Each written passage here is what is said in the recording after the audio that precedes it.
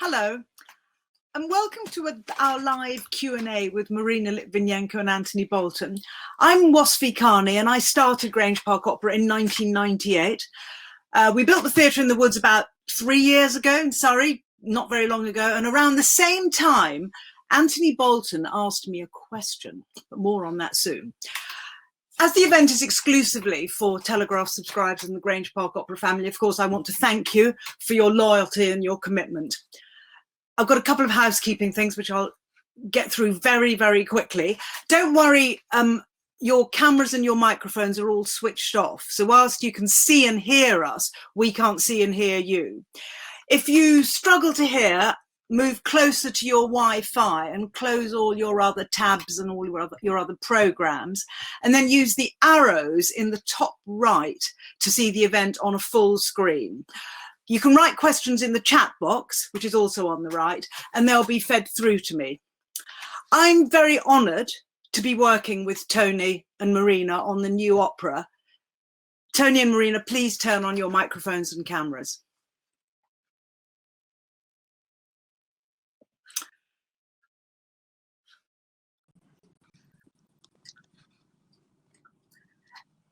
So Alexander Litvinenko, known as Sasha, he died 15 years ago in November 2006.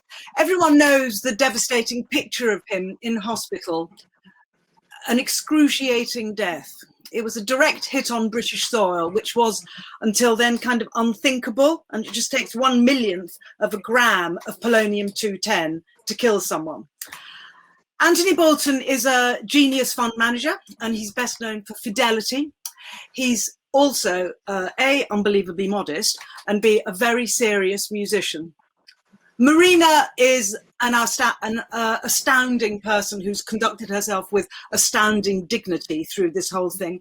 I was very touched when I read a statement that she'd made shortly after her husband had died. She said, "Sasha wasn't just my husband.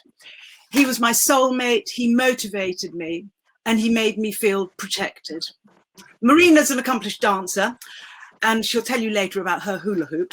But first, Marina, how did you meet Anthony? Very good evening to everybody. Wasfi, thank you very much for doing this for me, for Sasha's memory, and I think it's a great project. It's the first time for me when I need to talk about opera, and it's quite an unusual experience because I did a lot of interview for documentary, even for movie, but opera, it's something very unusual. And it was exactly when I heard first time about this project. I didn't met Anthony Bolton yet, but I heard about this project, and I was just thinking, really strange. How is it going to be, and what's this about? And I think it takes another maybe year before we finally met. And it was very interesting when I met Anthony. I immediately trust him, and I realized for what he will do, it would be excellent. Because he was very passionate. It was, again, it was difficult to understand is a person very successful in the financial world suddenly decide to write music and opera. But when Anthony explained me why, I just, what I said, I trust him immediately. And then Anthony, you explain, how did this idea come to you? You're meant to be working. Yeah, I was meant to be working.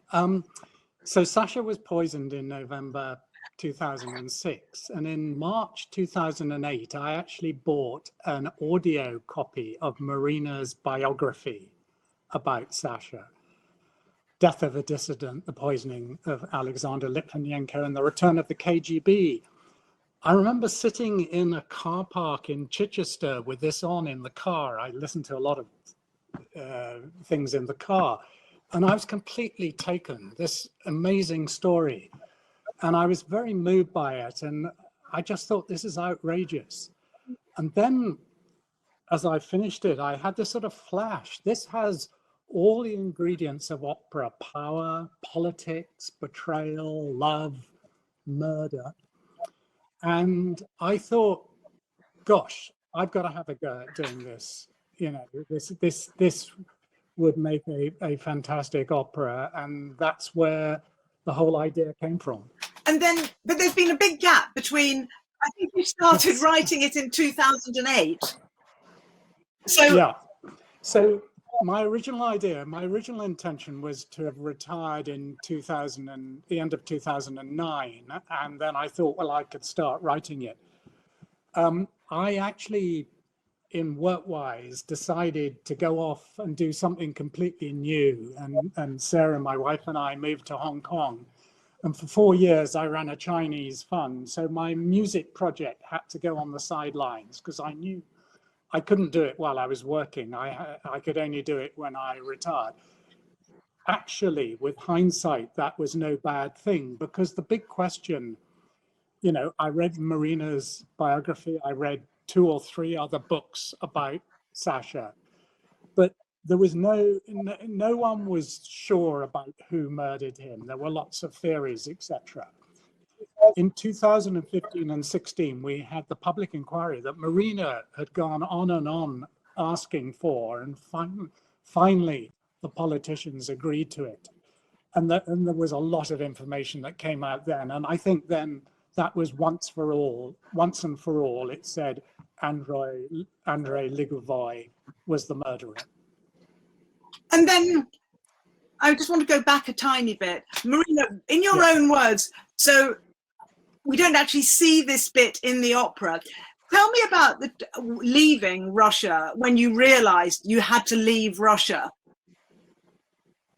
I did realize this only when I was already outside of Russia for kind of a holiday with my son, because Sasha already knew we have to leave Russia in 2000, but I didn't know it's for sure. And when he asked me not to return to Russia, I was really surprised and shocked, because I've never had any plan to escape from Russia, to live in another country. But before that, Sasha spent almost 1 year in prison. He was released on bail, but he said they will definitely put him in prison again. And it doesn't matter, it will be a more successful ending. And when only we decide not to return to Russia. And this was in 2000. And now when we're talking about Russia in 2021, we see how more people escaped from Russia, who not escaped, and who is in danger now. And when you arrived in England in 2000, you arrived at the airport, then what happened? First of all, it was not our choice to go to UK, how would we say, first choice. It wasn't first choice. It was just escape from Russia without any plan where to go.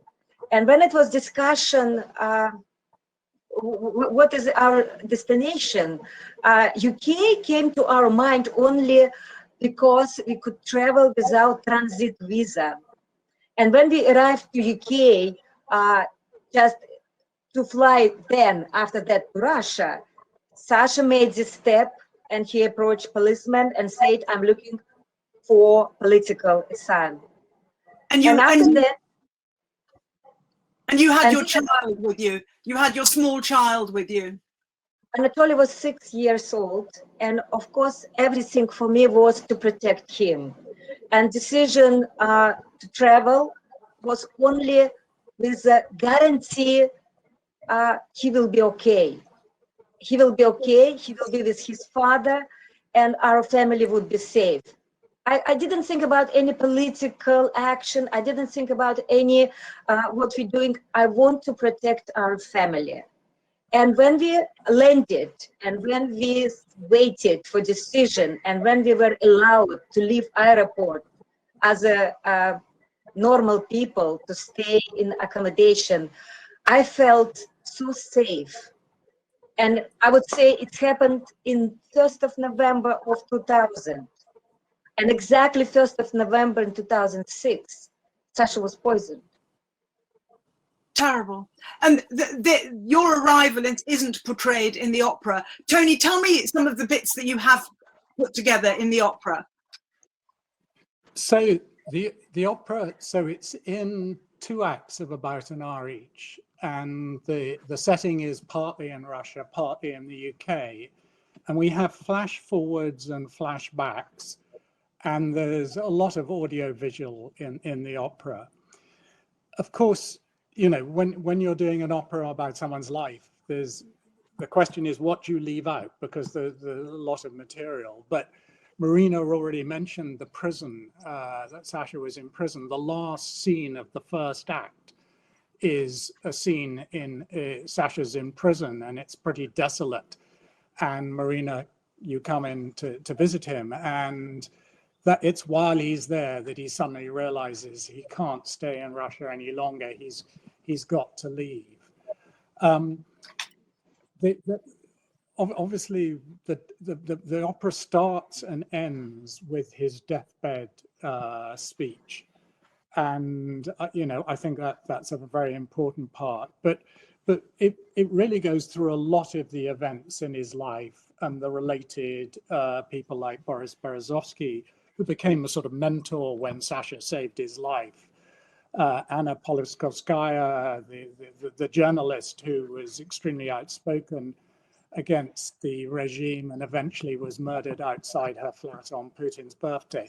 So they're all weaved into this story of Sasha's life. And this is it sounds a crazy thing to ask. Are there any comic moments? Yes, there's some comic. Yeah, I mean, in such a tragedy, I mean, you need contrast. And probably the most comic scene is there's a scene with the killer, Lugovoy, boasting about it, the poison in his briefcase, and he's sort of laughing, and he's gone back to Russia and being given medals, and he's boasting about the medals he's been given.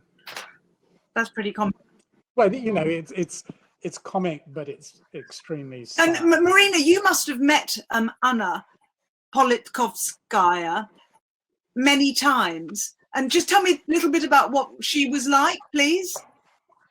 First of all, I'm very grateful Anna Politkovskaya is the main role in this opera, because is an extraordinary woman. She was a very close friend to Sasha, as much as they could, living in different countries, meeting occasionally. But I know when Anna came to UK, they always met each other. She visited us in our house. We went together to visit in other places. But she was as a person who always kept a little bit distance. She had her own space. And she, for me, she was looked as a queen in a good way. And Marina, did she have any sense that she might be bumped off? Oh, first of all, she worked in a very dangerous material. Her main subject was Chechnya. Chechnya is a region in Russia, was twice in a war, in a serious war. And she helped a very ordinary people who came to her with questions, to ask for advice. And all her reports were so honest and so special. And if you need somebody to take a charge, she would be the best person. And of course, for somebody, she was dangerous because she never lied. And this is her work. Maybe was very dangerous for her life. But Sasha, did she ever say to you, "I'm worried for my life that somebody's going to assassinate me"?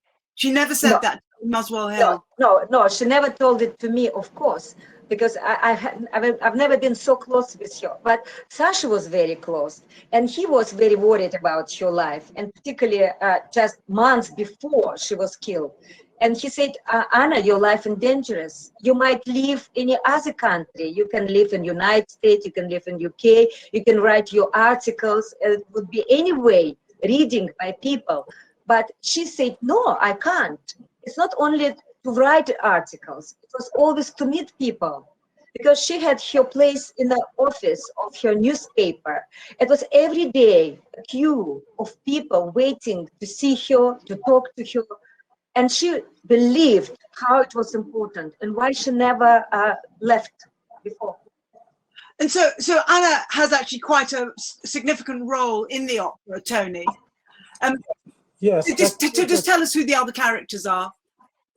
Yeah. So just Anna is in two big scenes. There was this theater siege in Moscow, which was made to look like terrorists, but it was actually the KGB who did it. And Anna went in to negotiate with the terrorists. And then in the second act of the opera, there's a scene at Muswell Hill, which is your home, Marina, where she's talking about that she saw that Sasha's picture was being used for target practice by the KGB.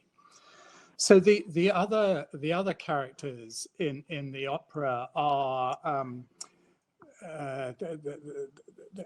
the killer that I mentioned. The head of the KGB is one of the characters, because Sasha had only one meeting with the head of the KGB, and it's a sort of quite an important scene in the second act where he comes in and he says, "Look, sir, I can tell you all about the corruption going on in the KGB, and these are the bad guys and these are the good guys." And he basically gets the brush off.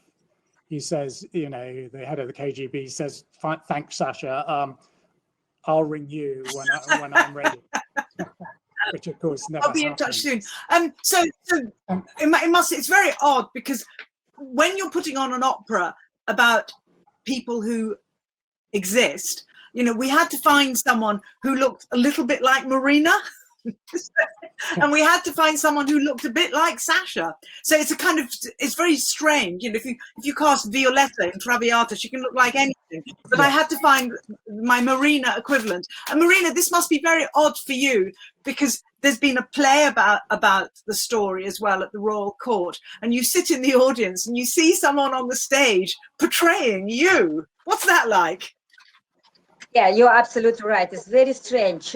First time when I realized it might be somebody is playing me was in 2007, when it first was approaching to make a movie with Michael Mann.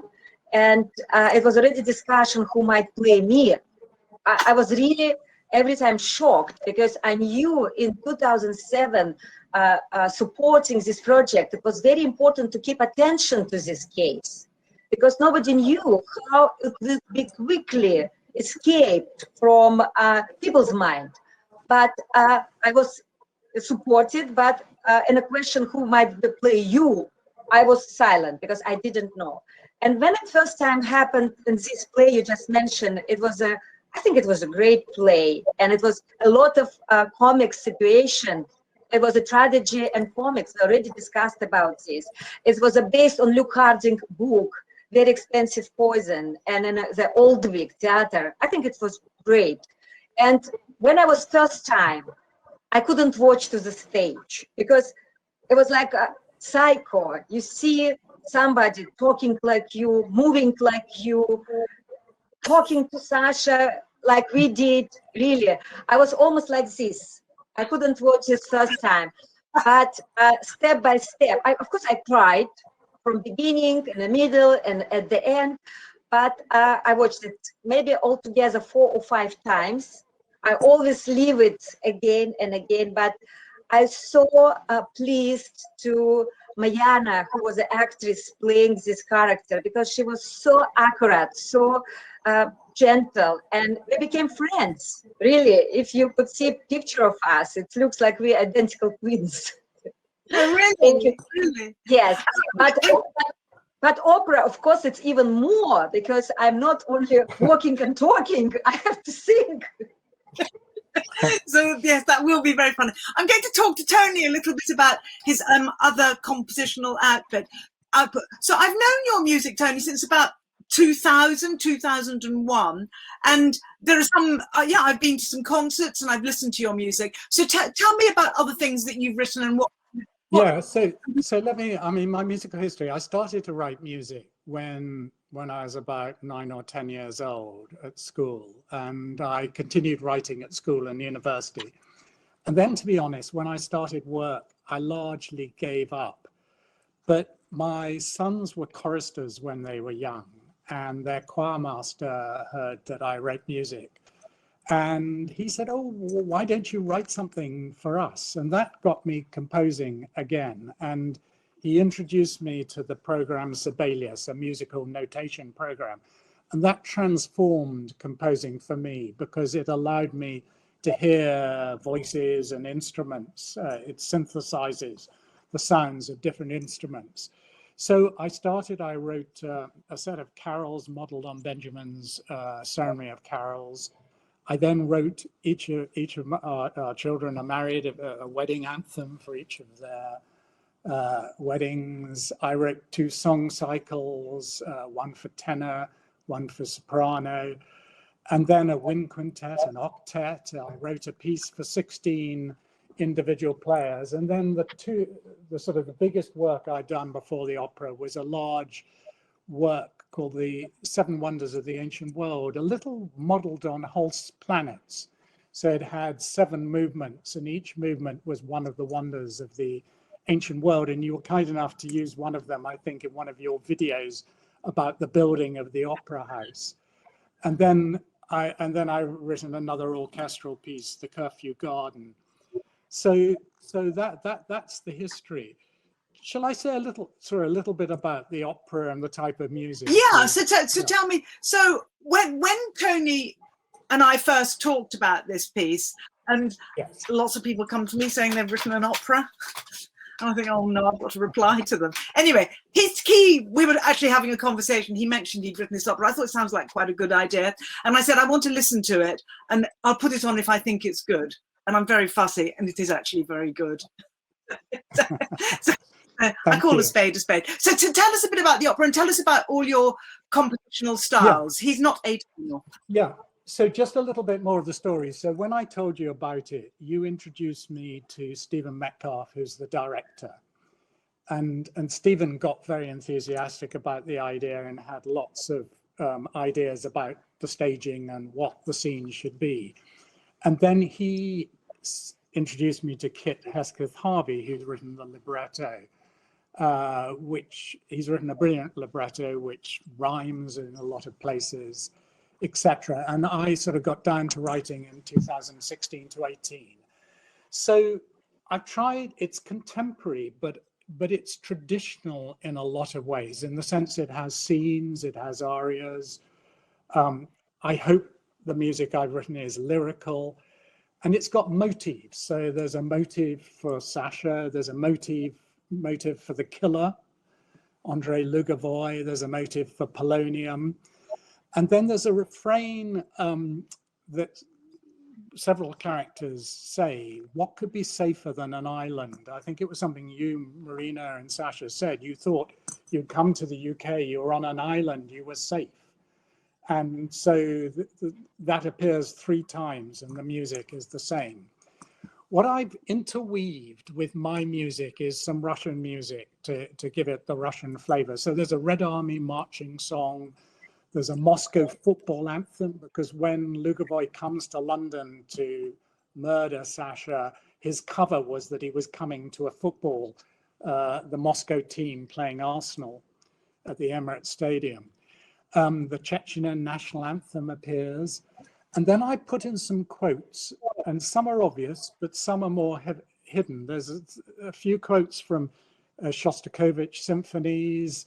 There's some quotes from the Rachmaninoff Vespers. But the key thing I've quoted is Tchaikovsky and his opera Eugen Onegin, and particularly the letter song, which appears sometimes very hidden, but at other times more obvious. The ballroom scene in that opera, I've actually used that and transformed it into Boris Berezovsky's birthday party at Blenheim Palace, which starts the 2nd act. And initially about the first 8 bars are Tchaikovsky, and then it sort of morphs into my music and the chorus. I haven't mentioned the chorus. There's a chorus, and they are at different times, Russian citizens, Russian soldiers, prison inmates, Chechen Muslims, terrorists, football supporters, hotel bar occupants, and finally a cathedral choir. So they're pretty versatile, the old chorus. I particularly love the bits when you quote Eugene Onegin, of course, because it's such a wonderful piece. And so I was very moved by it. So, you know, when you talk about disguising motifs inside your work, yes, you're sounding a bit like Robert Schumann. That's the kind of thing he did with the Clara motif. So did this connect your investment finance mind with music? How do the two fit together? I've been trying, Wasfi, for years to work out what the connection is, and I find it very difficult. I think there is a connection between investment and music, a sort of mathematical, the notation of music and that side. But other than that, to be honest, having racked my brain to find the connection, I haven't found it yet. But I did lots of maths as well, and I love music. But ultimately, yeah. I suppose music, it either it speaks to you, and it informs your humanity. And I suppose it doesn't matter whether you're a road sweeper or an investment. Yes, I think that's right. I'm always somebody who nearly all the time has some sort of music going on in my head, you know. And even I was sitting in a company meeting listening to a company talk about their business, and I'm sort of my head is humming some tune. Often it's my music and the music that I'm working on, and it, as you may hear some composers say this, it almost at times drives you insane because it goes round and round and round in your head and never stops. And so that was something that was going on at times when I was doing my investment. I think they're called earworms, and my earworm at the moment is the Goldberg variations. So what music goes on and on in your head, Marina?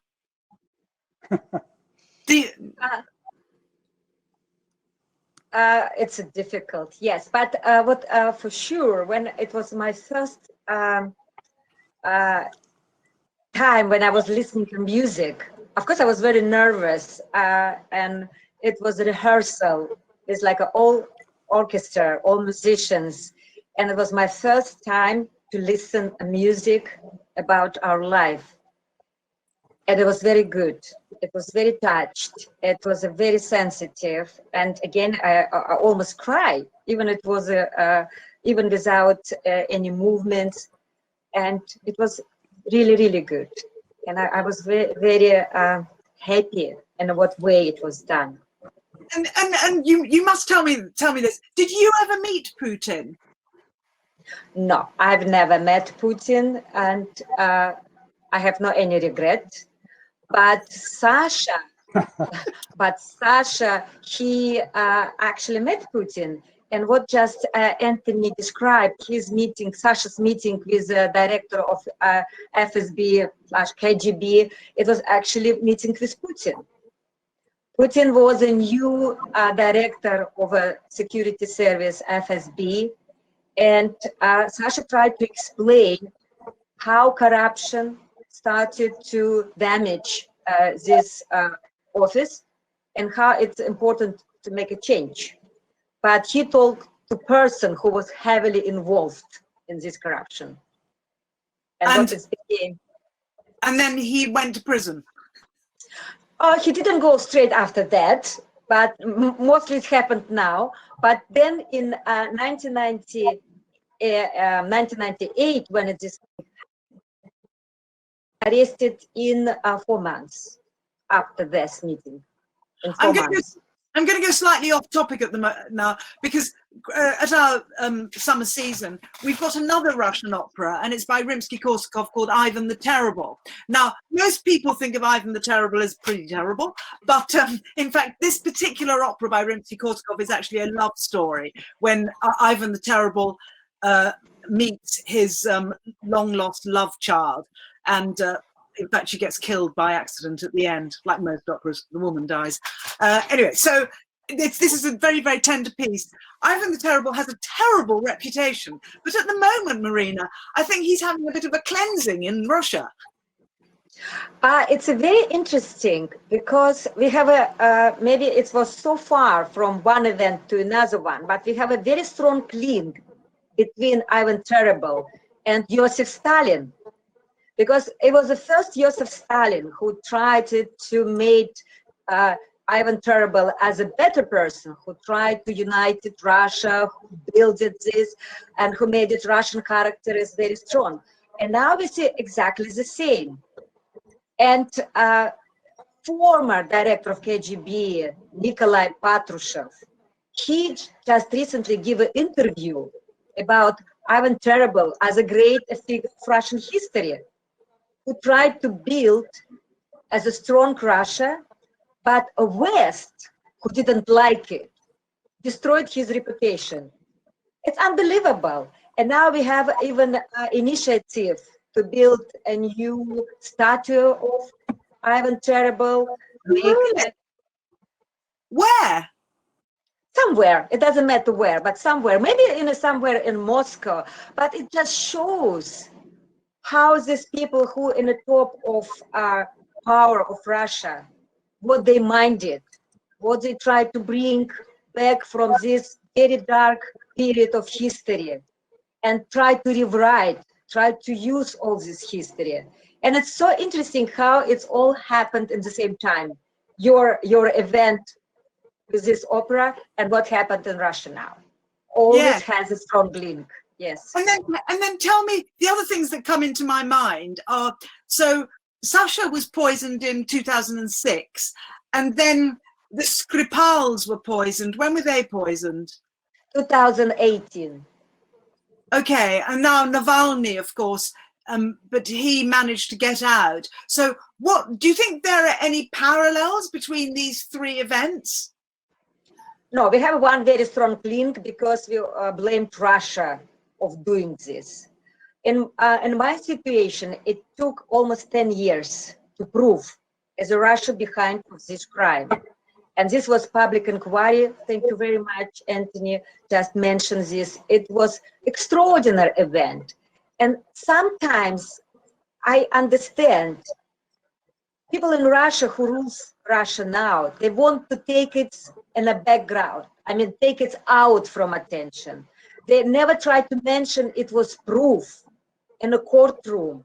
It was a public inquiry report. It was a lot of evidence. They even don't like to talk about this. There's always asked, let's go to start a new relationship. Why we don't need to think about Skripal? He was a betrayer of Russia. But again, it was Litvinenko case in 2006 first. In 2010 was a Skripal, and it was different reaction from then Prime Minister of UK, Theresa May, who said it immediately. We blamed Russia of doing this. And it was using chemical weapon. What Russia is supposed to be destroyed, but it looks like never, and still even developing this. And now what we have with Alexei Navalny, it's another stage of all this, what happened in modern Russian history. It shows nobody can say anything different what Putin and all his supporters is saying. There's not any opposition might be existed in Russia. And now Navalny, who is in the prison now, he needs to be supported all around the world. If you want to talk to this about new Russia, you need to support saying freedom of Navalny. And well, the incompetence of the people who came to murder Skripal, I mean, the fact that it went wrong. Let's just go back to when your husband, Lugovoy, actually came to Britain more than once to try and murder Sasha, but he didn't. Tell us about that. First of all, I would like to mention, thankfully, Skripal is alive, and what not only him, but his daughter Yulia, they both been attempted to poison, but they didn't die. We don't know what happened to them now, but at least we know they're still alive. Alexei Navalny survived, and I think he's a hero because he almost died, and he survived. He returned to Russia, and it's awful for what happened to him. But when it's in 2006, Lugovoy tried to approach Sasha. It was much easier for him because they knew each other. And first meeting happened exactly in 2006 in this event of Boris Berezovsky's birthday party. And how all this started, I think, operation developing, because after this meeting in the end of January and November 2006, it was this almost 10 months. And after public inquiry released this report, and when we saw all evidence, we know Sasha was attempted to poison 3 times. And third time was successful for who did it and who killed Sasha. So one of the things when I read the book, what's extraordinary is that they keep offering in the book, they keep offering Sasha tea and he won't drink it. And then he drank it. No, actually, this is a little bit even different because they offered him to drink alcohol. But Sasha was extremely sporty man, and he didn't drink alcohol. And asking to drink alcohol, and when Sasha refused, of course, second question, would you like to drink tea? And this was like automatically, you agree. And Sasha took just 2 sips, maybe 3 sips. He didn't drink all tea, but it was just a few, and it was more than enough to kill him. Tony, you say something. Yeah, I was just going to say how I've set that scene, because it's an important scene in the opera. So they're in the bar of the Millennium Hotel. Lugovoy is there first with his companion, and Sasha comes in later. And around the bar will be the chorus, and they sing a sort of murmuring in the background. And then you get at one stage a sort of jazz type music, like the typical background music you get in a bar.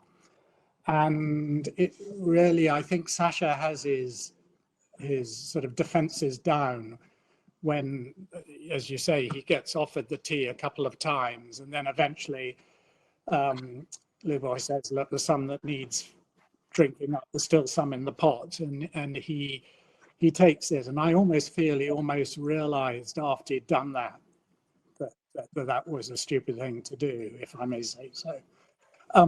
There's one very poignant thing at the end of the scene. I forgot to mention one of the characters is a treble, a boy character, and he plays your son, Tolya, but he also plays a Chechen terrorist, because they were very young, they were teenagers. And sorry, I say terrorist, a Chechen fighter, a fighter for Chechnya, a young fighter. But in this scene and another scene in the second act, he plays Lugovoy's son, because when Lugovoy, the murderer, came to London, he brought his family to watch this famous football match. And on the way out from the bar, so Lugovoy had just poisoned Sasha with this terrible, terrible poison, polonium. And he says to his son, here, this is Uncle Sasha, shake his hand. So he gets his son to shake the hand of somebody who's got radioactive poison in him. Now, I think it must mean that he didn't know what the poison was that he had, but it's an extraordinary moment. But am I right in saying that polonium's only poisonous if it's ingested? Because, of course, Marina spent 3 days with her husband.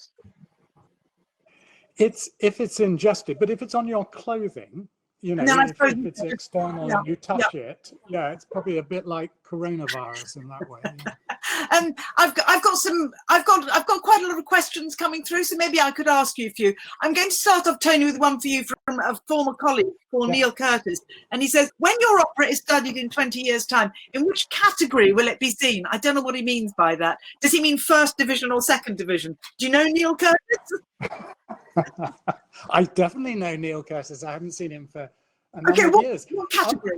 I'm not quite sure in what category. I mean, it's a serious opera. So in the tradition of serious opera, as I say, although it's contemporary, I think I've written music that is accessible. It's not extremely challenging music to listen to, I hope. But you know, gosh, well, I don't know what people will think of it. This is a strange thing about music. It's been going around in my head all this time, but I have no idea what the world would think of it. But if it's still going in 20 years' time, I think the only thing I'd be proud is that it's kept the story of Marina and Sasha in people's minds in the future. And I've got a question for Marina. Well, there's lots of questions here. I've got a question for Marina, which is kind of a bit of a technical question, which is, what was Sasha's relationship with Berezovsky? No, actually, it's quite a long answer, but I will try to make it shorter. They met in 1994 when Sasha worked for special investigation, because it was assassination of Boris Berezovsky in Moscow. When his car was blown up, his driver was killed, and another person was heavily injured, and Berezovsky survived.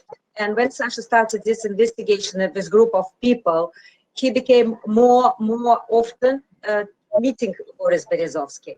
And that time it was a professional relationship, because Berezovsky was not only a rich person, he was working for government, and this was like Sasha's duty to look after him.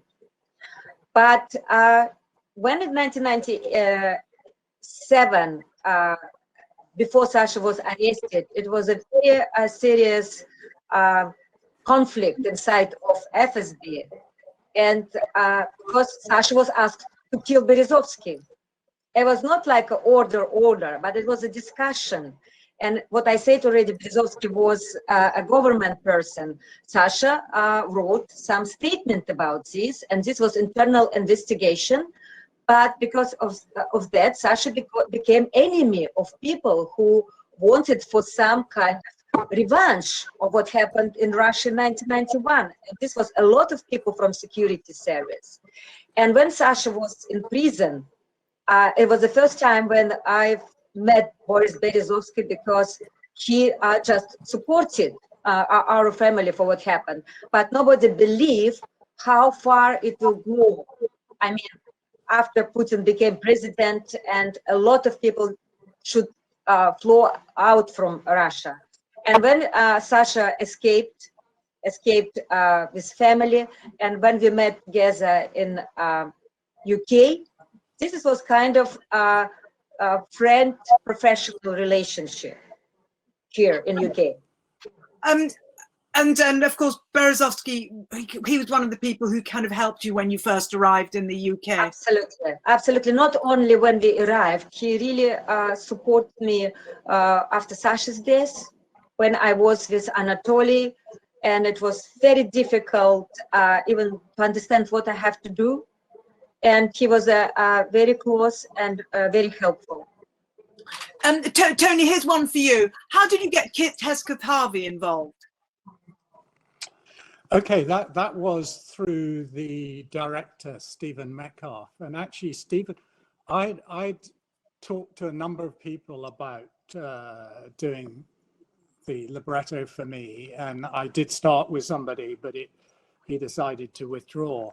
So I was desperately looking for the right person. And Stephen said, oh, I think he's the right person. Well, I knew of Kit, and Kit actually, as part of the Kit and the Widow, had played at a birthday party that I'd had about 20 years previously. And when Stephen first suggested, I thought, well, Kit, you know, he only writes very light comedy things, but actually, Kit's got he's done a number of things with a Russian angle, and he's got a very serious side. And what I love about the libretto, I've sort of alluded to, it's serious, but he's made parts of it sort of light, and that lightness almost makes it even more serious, if you see what I mean. And then, Marina, here's a question for you. I remember hearing, I think, was Sasha's father with him when he died? Yeah. So do you have, Michael is asking whether you have fond memories of Sasha's father. So do you see Sasha's father, or is he back in Russia?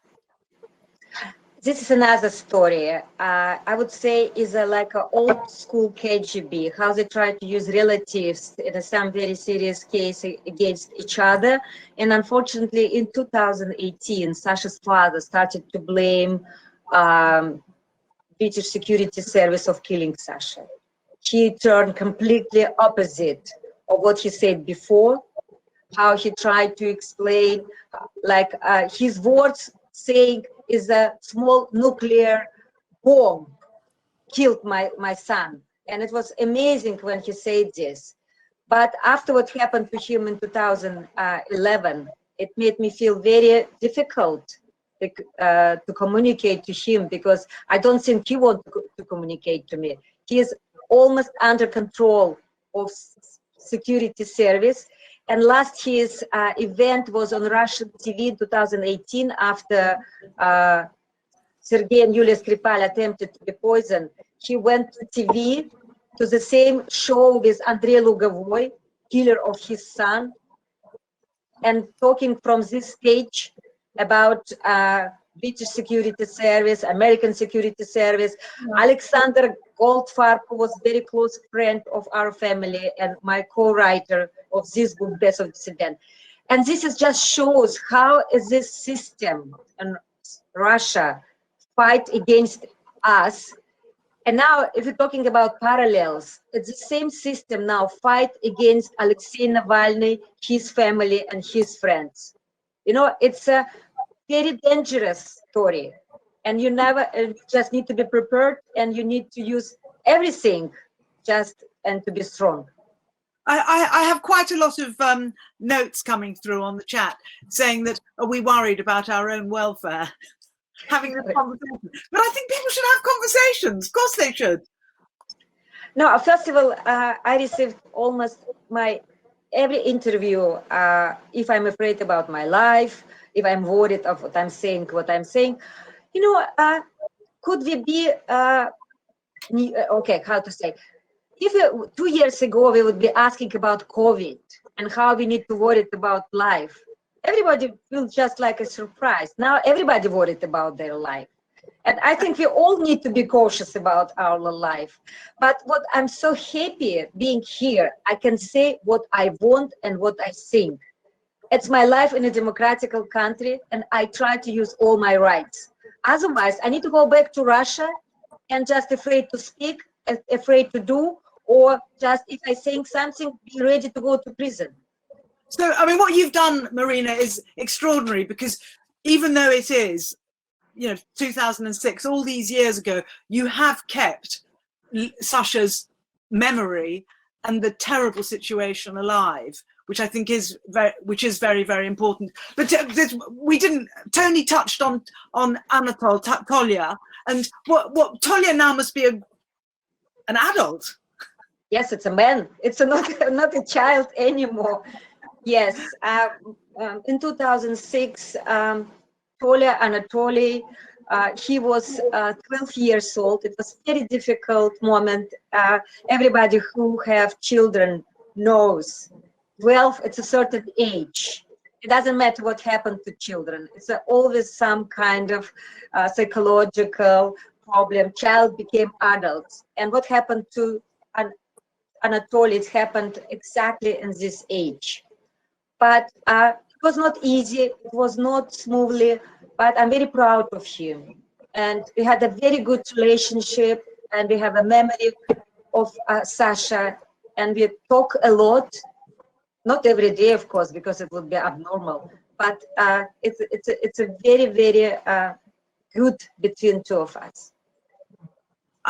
Will he come to see the opera? I hope so. He still be a little bit difficult to see what happened to him from outside. I mean, he was difficult to go to watch play, but he did it. And I saw he was very nervous, but he accepted. I hope it will be the same with opera and with another event, what will be about our life. I hope so. Fantastic. And now I've got many more. Somebody's asking, do you think things will change in Russia, Tony? Or you're not going to? Do I? Do you think things will change in Russia? One day they will, but I have no idea when. And did you ever do any business there? I did, yes. Yeah, I went to Russia a few times and I did business there, yeah. Oh, that was a very short answer. I didn't do so well there, did I? And then I've got another contentious one here, but I don't know whether anyone wants to talk about this. Someone's saying, this is Andrew J saying, does anyone believe that Berezovsky committed suicide? You don't I would. No. I have a very good answer, I believe, because it was an open verdict of his inquest. It means we still don't know exactly, was he killed or was it he committed suicide. In this case, it's still maybe not enough details, but from my point of view, I don't believe. I believe he was killed. And he was living in Surrey, wasn't he? It was place where he stayed for last month before he died. Yes. Very, very sad. I'm switching slightly out of my questions just because I feel I have to ask this question. Tony, are you writing another opera? Do I need to get myself ready? You do, Wasfi. Yeah, I am writing an opera. Are you going to tell me what to do? Is it ready for a public? Gosh, well, I think it'll have to be now. It's completely different from the first opera, and it's based on Shakespeare. So it's an opera where everyone will know the story. So the music has got to completely carry it. Now, there are some twists in the plot, but I'm about halfway through. So watch out, Wasfi. I'll be knocking on your door again. And do you try to compose? Do you try to compose a little bit every day? Is it like being an artist and having to practice every day? I do try and do a bit every day, but there's different sorts of composing. 2 hours? Oh no, it varies. It varies a lot from day to day. I mean, there'll be some days where I can do hours, and there'll be other days where it's in minutes, and there are some days I don't do any at all. But what maybe people don't understand, there's different types of composing. There is the sort of, when you start on a work and you do the skeleton of work, the very fundamental composing, and then if you're writing into full score, as I do, so technically I write all the orchestra parts, the singers and everything at the same time, which is not... Yeah, explain. It's not the way most composers start with a piano score for piano and singers, and then it's orchestrated later. But because of that, there's a lot of what I spend a lot of time is playing back what I've written, listening to it and saying that doesn't feel quite right. For instance, this morning I changed one of the scenes, had a certain ending, and I decided that wasn't the right ending, so I wrote another 10 bars with a different ending. But let's be clear, this isn't the life and death of Alexander Litvinenko. This is your new Shakespeare opera. Marina, I'm wanting to get to again. Marina, I love the stories that you told me. You're a great ballroom dancer, and you love competitions. And tell me very quickly, tell me about that, and tell me whether Sasha liked dancing with you. It was very interesting. Sasha told me after we met, he always dreamed to have a wife who will dance. But he never wanted to dance with me because he was saying it's so difficult to just keep me in his hands and not kissing. You know, it's very difficult for him. Being close and just simply dancing, it was not possible. No, he never danced. But Anatoly was not born yet. And he asked me, Marina, would you like to dance? We can find a partner for you. I'm going to watch you dancing in a competition. But I said, no. We finish for active competitive dancing, because now I have a family. What I was very happy, and particularly when Anatoly was born, and he was just almost 1 year old, and I started to create special activity called Dancing with Mom. And in 2 years, I had a very big class with newborn babies, with the moms, and we have a Dancing with Moms, with a lot of variation of different music from Latin American to Russian folk. What? I should say, just in the opera, I mean, we follow the story in the biography, I think, pretty closely. But I took a little bit of license, or Kit did, on the scene.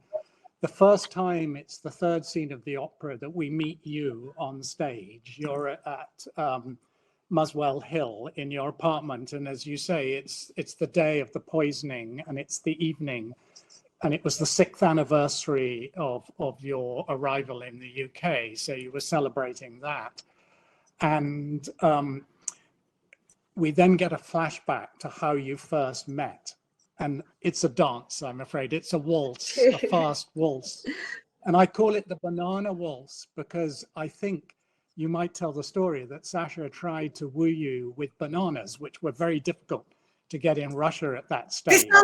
This sounds like a great story. I'm a bit worried about it, actually, the banana story. But I think we've just about reached the end. Of course, I want to thank all of the Telegraph subscribers and all the Grange Park Opera family for joining in, but I especially want to thank Tony and Marina for sharing some very private things with us. You'll receive a survey shortly, and please, if you've got time, Telegraph would love to know what you think of all this. Thank you very, very much, and good night. Thank you. Thank you very much. Good night. Good night. Thank you.